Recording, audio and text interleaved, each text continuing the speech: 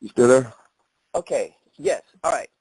So just say your name and what street you grew up on in Hammond. My name is Darnel Martis. I grew up on 1107 164th Place in Hammond. Okay. And tell me who was in the house where you grew up with. Tell me your That would mom be and your my dad. mom, dad, and sisters. Okay. You need to be Cassandra, specific. Deborah, and Yeah. Gil. Okay. All right. Sandra, Deborah, and Gail. And who was your Yep. mom and dad? Ruth Martis and Robert Martis. Okay. All right. So so tell me a little bit about who was your neighbors to the left and right, and if there were any across the street. That particular street has no house on the other side of the street. I don't recall the neighbors too well. A white family, though, Kitchens, I believe, was on the corner side. We were in the second house on the corner. And I don't recall the other side, but it was a black family on the other side. It was a mix of different races on that particular block. It was a really nice block. Okay. All right. So tell me what elementary school did you grow up? Did you go to? Lou Wallace Elementary School. It's about a mile away from my home. Okay, Lou Wallace. And Correct. now, how was the environment at Lou Wallace? Was it were there many blacks there? Was it mixed?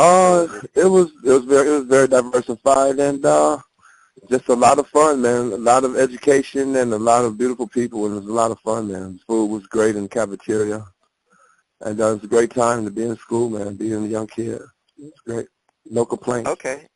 Did you walk to school or? Yeah, we had to walk everywhere, whether it was wintertime or not. We knew the way to school. Parents wasn't tripping on that. We was kind of, so they wasn't going to get in the car and warm it up for us to walk. No, we had to walk in the wintertime. Every time it was a walking session. Okay. And then after that, tell me a little bit about did you go to Hammond High or Hammond Tech? Where'd you go? I went to Hammond High, which is on the same street as Lou Wallace Elementary School, about maybe a mile in one direction or another. It's not far from Lou Wallace Elementary School. Okay. Mm-hmm. And how was Hammond High? I mean, tell me the environment. Build a Hammond structure. Hammond High was electrifying, man. It was a great time to be in high school, man. I played basketball, so I was a jock as well, and it was just a great experience. The classes were challenging.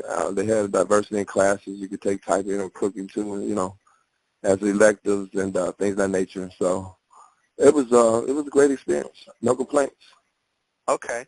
Tell me a little bit about your basketball. I mean, how were you in basketball, and who was your team members? I'm probably considered over average. My average about 20 points and maybe like 9 or 10 rebounds. So I was, the WJOB Player of the Year radio station. They gave me that award. So when I was a senior in '82, that would be. So I must have been decent. Okay. And who are your team members? I don't recall them really per se that well. Tyrone Higgs, I remember he was on the team. That was over 20 years ago. Joe Butler was on the squad. We had a really nice squad. We lost in the regionals to Gary Roosevelt, who went on to the state finals and lost that night in the night game by 1 point. Yeah, it was a great year. 1982 was fabulous. Okay. Okay. Did you guys, Hammond High, ever go on to state? Not while I was there. I don't know, recalling the last time they did make it there. That's a good question. It's probably since it was after I got out. I'm not recalling them going down state. Okay. And so you said you averaged 20 points. Did anyone average any higher than that during No, I your was 4 number years? one. I was number one on the team. Yeah, number one in rebounding too. I was 6'3" and I played center.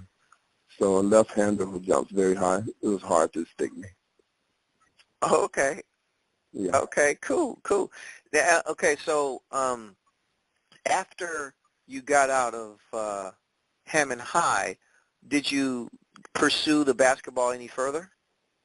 Actually did, but it took a little while to get playing college ball, but I got a couple of years under my belt. Purdue, Calumet, and Hammond, I ended up playing there. The fall of '82, I went to Terre Haute for, that'll be Indiana State for one semester, and tried out for the squad. That was Larry Bird's last year there, and they only gave out 3 spots, and actually gave out 1 to a walk-on, and I was one of the last ones to get cut. I almost made that squad. Larry Bird was on it that year, so that would have got me to the NBA. If I had played with Larry Bird in Indiana State, I'd be in the NBA right now. That's how close it is. Okay. And so after you did not make the team because you got cut, then I ended up on academic probation, and I interned. I ended up in Wisconsin playing. I went to UWO, University of Wisconsin, Oshkosh. That was right before I started playing for Purdue Calumet, and to get my grades back up, which I did, and then I went to Purdue Cal. So, seeing a lot of the world and doing some great things, man. Just living life. You know, that's what it is. Okay. All right, cool. And so at Purdue Cal, what were you studying there? Restaurant hotel management. Okay, restaurant hotel management. All right. And for that team, did you play the whole year? I did. I was very good on their squad. Yeah, I had some great film of that. Yeah, it was really cool. We played at NAIA. Can you describe the experience with some of those guys? It was fabulous basketball. You're playing in Chicagoland and Collegiate Athletic Conference, so some of the people you never hear of, you have to go up against them, and it was quite entertaining, man. You have to be really a very good player to play college ball at any level. You have to be really good if you want to excel. So, but if you can really appreciate the game, then you get more out of it. So it just depends on the individual. But they really have a grasp of what the game is all about. And how far did the team go that year? We got bumped off even before the playoffs started good. I don't even know we made the playoffs at Purdue Cal. We might have made 1 year. I don't really recall us playing in the playoffs. I think we got beat in it would be a championship game before the playoffs, and we didn't make it. Yeah. What year was that? Would be 83, I think, 83 to 85. No, that was 85. I was at Purdue Cal. Okay, 85. 84, yeah, 84 was Oshkosh, Wisconsin. Okay. Oh, so you went from Purdue Cal to Wisconsin? No, I went from Terre Haute State to Oshkosh. Okay. And then I went to Purdue Cal. Okay. I said it in that order, yeah. I said it in order. Okay, excellent, excellent. So, do you remember around that time, I just want you to describe parts of Hammond, and were you still staying on 164? I was 164 for the first 25 years of my life, yeah. So the city doesn't change that much. It's not a metropolis. It's a metropolis kind of city, so it's a small place. It's like an upgraded Mayberry, pretty much. I would describe Hammond as being. Okay. If that makes any sense. Yeah, you're talking about Mayberry RFD, Andy Griffith. Yeah. Okay. That's what Hammond is. And give me an idea of a little bit of the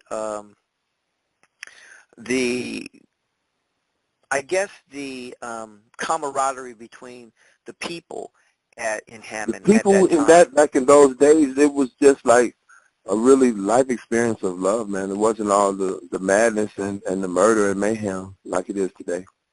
It was just like an experience of just you're saying life. What it wasn't. So tell me what it was. Give me examples of what it was. What it was a great experience of just living, man. I mean, life is just whatever you make it. At the time at your young age, you don't really be concerned stories? with adult things that they are concerned with, so you're just living life. Okay. Are there any examples of stories? Don't give me metaphors. Give me like specific examples. I don't recall, really. I mean, I'm 52 years old. I can't just go back in my memory and just tell you something I can't tell you. You know what I Okay. mean? Yeah, I'm a senior citizen almost, big one. Okay. All right. And But as so, far as what I can remember, we shot dice a lot. We liked to gamble. We shot dice at the park, and we just did things that, you know, we tried to get money, man, without getting in trouble. We pitched quarters instead of pennies. We pitched for quarters and dollars, right by okay. next to the basketball court. I mean, we just did things like that, man, what young people would do, man, and chase the Okay. Well, girls, man, and the girls chase us. okay. So describe a session of pitching It would be coins. three or four people on a line with the money, and the third line you would throw your penny to it, and you bet a quarter or a dollar against each person, and that's how you get your money. If you were Okay. good, yeah. If the penny landed on the line, it's the third line. If it's touched it to incapacity, you got double. So that was not even nice. But if someone topped your penny on the line, you had to pay them double. So that could be tricky sometimes. That did happen. So. Okay. And how good were you?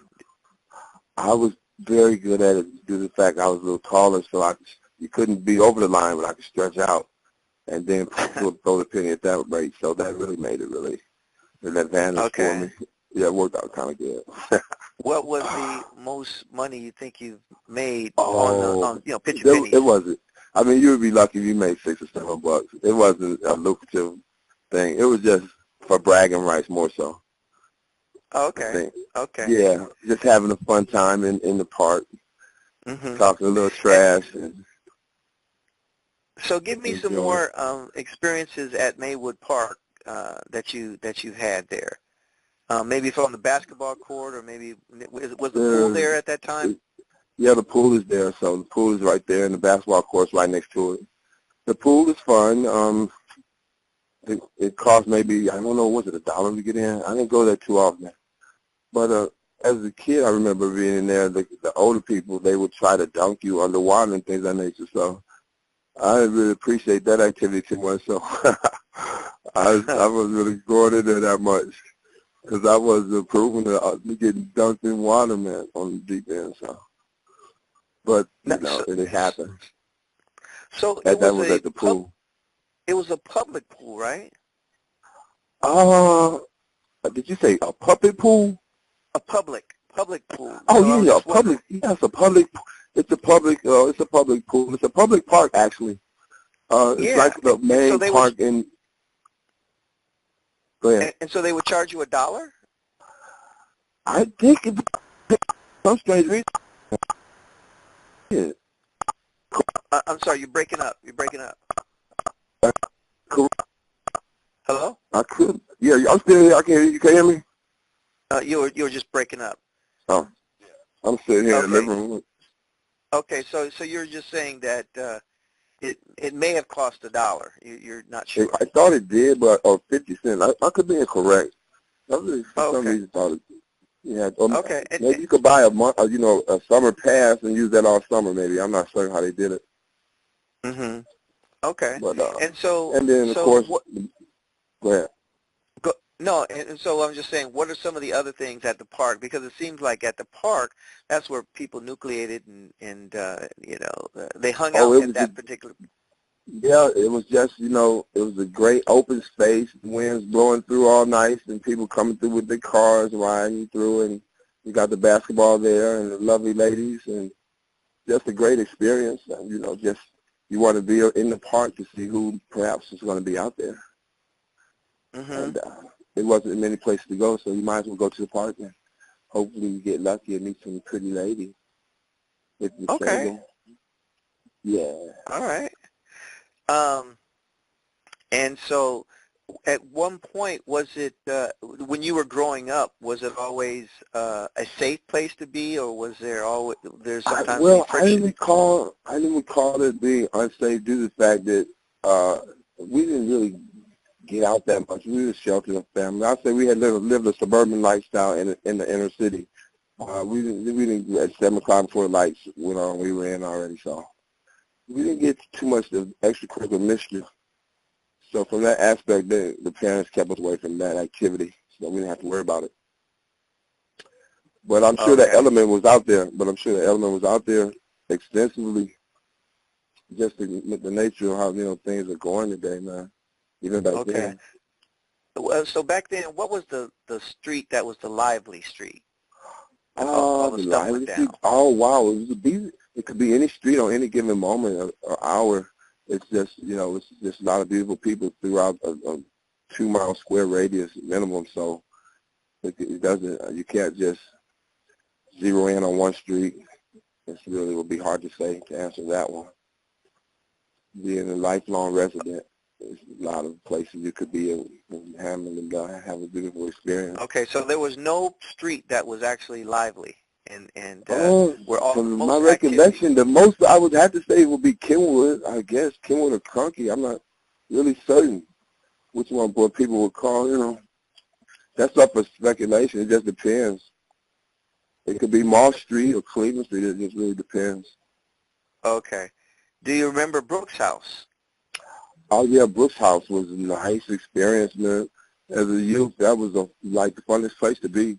Great entertainment there. We could play, I think they had a skating rink.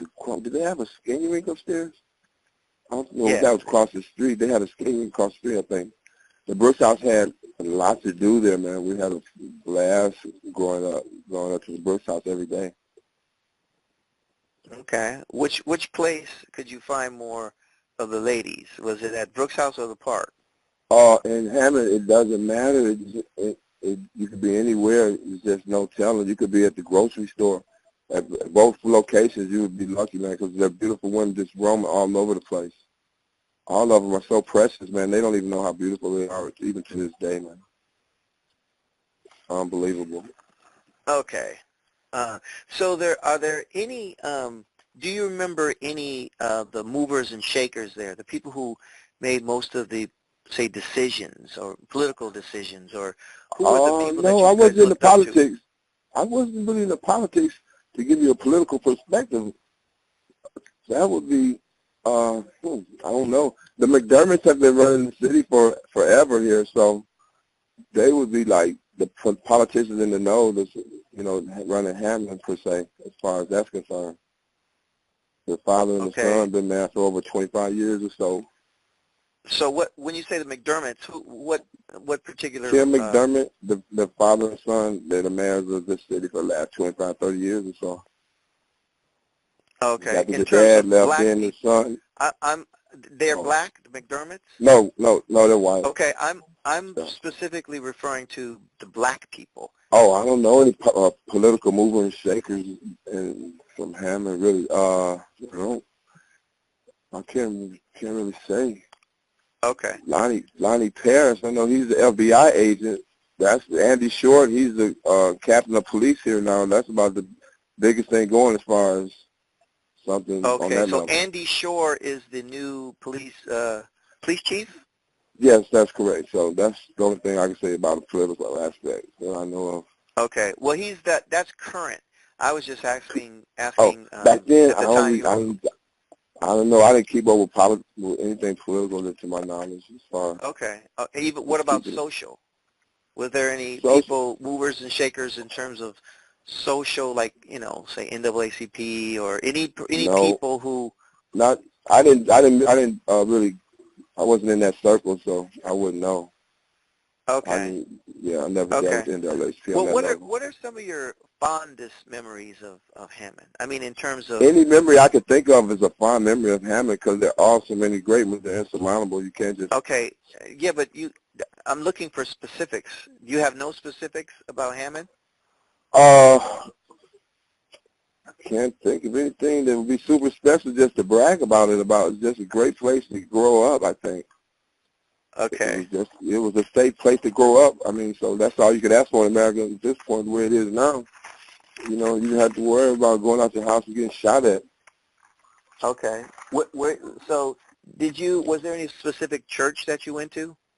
Mount Zion Baptist Church is about 4 blocks from my home. It's on the corner of Kenwood. That's one of our main churches here. My mom, she went there for about, I guess, 35 years or so. She was alive. And that was the church we went to. Yep. My dad and my mom got married in the basement there. Go ahead. Okay, so tell me a little bit about your mom and, her affiliation with the church and that whole thing. Oh, she's a great singer, and she's the city's best beautician. Yeah, so Okay. she was And the best so, at both of those. She was very good at what she did. okay. And so you're talking about Ruth Martis. Okay, so That's correct. now, That's correct. so tell me a little bit about when you say she's the best beautician. Where does she Correct. practice In the her? city. She, Jesse Bradley Barbershop. She had her own shop. My dad made her one in the basement, so she had one in her home as well, eventually. Okay. Yeah, Okay, that so way she she didn't have to go out in started the to work at, wintertime and we deal with the snow. okay, so she started to work at Jesse's first? Correct. For quite a few years. I don't recall how many, but it was extensive. Okay, and then what made her want to just practice I don't know. I never asked her. I never asked her that. I don't know. That's a good question. She just went, hey, it was coming up. It was already happening, so I just rolled with it. Okay, and so so basically at home, she built a beauty shop actually in the basement. No, she didn't do it. No, my dad made her one, and she didn't have anything to do with it. My dad did it. He made her one in the basement. Oh, okay, He made it for her, and she in okay. the basement. He hooked it up. And did she have a lot of clients around there, around the Hammond? Yeah, she kept more than she could handle as far as clients was concerned. She had her appointment book and things of that nature, but yeah, she did what she could for a lot of people to make sure their hair was very beautiful. She did an exceptional job. She was really good at it. Okay. All right. Good. So before we close out on this, just wanted to know if there are any stories of when you were growing up that kind of made an impression on you even today about Hammond and about growing up in Hammond. Okay, yeah, I can give you a good example of a Hammond story. Now, I'm in high school. This is before class starts. We're shooting dice. This is a Hammond story. We're shooting dice in the corridor right in the front of Hammond. Once you walk through the front doors, it's a corridor. You have to go through some more doors before you're in the school. But this particular morning, we're shooting dice there for several minutes. Now, the basketball coach pops up out of nowhere. He takes our cash and the dice. And then he's drinking at the time, so we know we wasn't going to hand it in. And I was so upset with him at that point. I didn't even go out for basketball that year. That was my junior year. I should have played. I mean, something like that could just change the future, and that's probably what happened. But I was so upset that he had took our money and the dice, and it was really upsetting. But that's one of Hammond's stories, man. Okay. Did you finally realize why he took the dice and it might have Because been school was getting ready to start, and school was getting ready to start, and it's illegal. You just can't shoot dice. That's not a legal activity permitted on school premises or anywhere else, really. But we were just maybe juniors in high school. We wanted to gamble for whatever reason right there for a few minutes, and it happened. Did he try to convince you later that, hey, look, I was doing this for your betterment? He never mentioned it. No, here's the funny part. He never mentioned it. And then at that point, after I didn't go out, I was only 6 feet tall that particular year, junior year. But when I was a senior that summer, those 3 months of the summer, I grew 3 inches, and I was 6'3". So my senior year, I went out. I just demolished everybody. And the rest is history. But it was so cool to be 6'3" from 6 feet, and I was just jumping out the gym over everybody. This was like a reindeer, man, jumping over some bushes or something. It's crazy. Okay. Yeah. And do you remember your first love in Hammond? Oh, my God, my first love. She's still an angel. Her name's Tyra, and her name is always going to be Tyra. She is so beautiful. She's in Atlanta right now. She's in demand Atlanta Falcons football player. And she's a doctor actually now as well, though. She's a great lady. She's my first love at 16. She saw me and she was like, I had to have you. She stole me from virginity, and I'm so glad she did. It was a beautiful experience. Okay. I'll always love her. She was so delightful. She stayed right down the street from Hampton High, so when her parents would go to work, come on, Darnel, we're going over her house for lunch. Just in the wintertime, it's only about 4 blocks away, so it was really close. It was just a great experience. From the first kiss, it was love, man. I didn't even have to kiss to be in love with her. Just holding her hand in the snow before we got to her house, I was in love already. It was like, wow, what a time to be alive in love at 16 years old, man. The whole world is your oyster. The kiss is like an explosion in your heart. It was a beautiful thing. Woo, that's Tyra. That's Tyra. Okay. And who was your best friend at the time? My best friend I would have to say would be Joe Butler, because we played on the same high school basketball team. Yeah, Carl Butler's brother, Joe Butler, was my best friend. He was the kind of guy at 14, he'd have the car, and we didn't have licenses. He'd have one of his older brothers to give him a car to drive. So we'd be in a Cadillac, and he was only 14 years old, riding around in Hammond or go over to East Chicago if we wanted to for a minute. And this is at only 14 years old. It's a fun experience for a young kid. Yeah, it was a fun experience for a young kid, man. Joe was always like older than, Did you guys ever, at 14, wasn't it 16 you're supposed to get the driver's license? So he didn't have a driver's license. No, not at that point. No, his brother would let him use the car. He could drive really good. Yeah, and it was like, hey, let's go. And we went. And yeah, did you guys ever get in trouble together? No, we weren't any troublemaking kind of guys. Okay, so when you got the car and went to Chicago, what did you do in Chicago? East Chicago. We just rode around and got some great breeze and listened to some music and see what was out. And just cruising. Yeah, just cruising. 14 years old. Yeah. Okay. So looking back, it wasn't that often, but it happened. I can make it sound like it's every 5 days a week we was doing that. It wasn't that often, but we did it. Okay. It wasn't that often, but when you did it, it was cool. Absolutely. It was a fun experience, man. Okay. He could drive really well. Okay. So looking back now, where you came from in Hammond, was there anything that made you the person you are today? All the experiences, all life experiences, they have something to do with who you are at this present moment. So, good or bad or indifferent. Go ahead. But I was asking you, is there any one particular experience or story that you can say that, you know what, I'm glad I grew up in Hammond because the love you get from the people is great, man. This is the most beautiful love I've ever experienced, man. When I was a senior high school and we went to the finals, went to the regionals that morning, and I scored this one basket and 6,000 people cheering at once for you at 10 in the morning. It's just a thrill, man. You have to experience it to know how great it is. And that would be one of my greatest experiences, man. It was just so much fun, man. Doing beautiful things and getting great results. Your basketball career. Life. Yeah. Your basketball career gave you. It gave me a certain amount of fame, I would say, young fame, I guess you could call it. Mm-hmm. Unknowing at the time, that's what it is. Yeah. Okay. All right. Well, cool. So, in terms of this segment, any last experiences or stories that you want to tell regarding your growing up in Hammond? Well, it was just a lot of fun, man.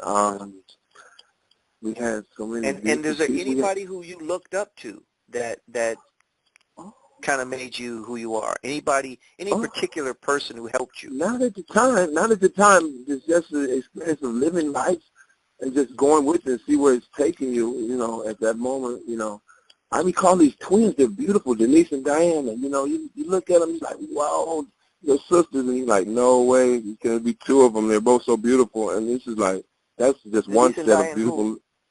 I think their last name is Brooks. I'm not sure, but oh my God, they are beautiful ladies. And that's like, that's all over this Northwest Indiana, man. This is a great part of the country, man, to be in. Okay. All right. Well, hold on one second. Well, thank you for giving us some of your experiences in Hammond, Indiana, growing up, and made you who you are. Well, I appreciate you for giving me the experience. There's it's just a lot of sincere people here from when I was growing up, and everybody was just, it was real, man. You know, no facade. You lived your work. You went to work. You took care of your family, and you did what you had to do, man. And it was uncomplicated as not like today's society, but it's a beautiful place to grow up, and that's what it is. Okay. All right. Well, thank you. You're welcome.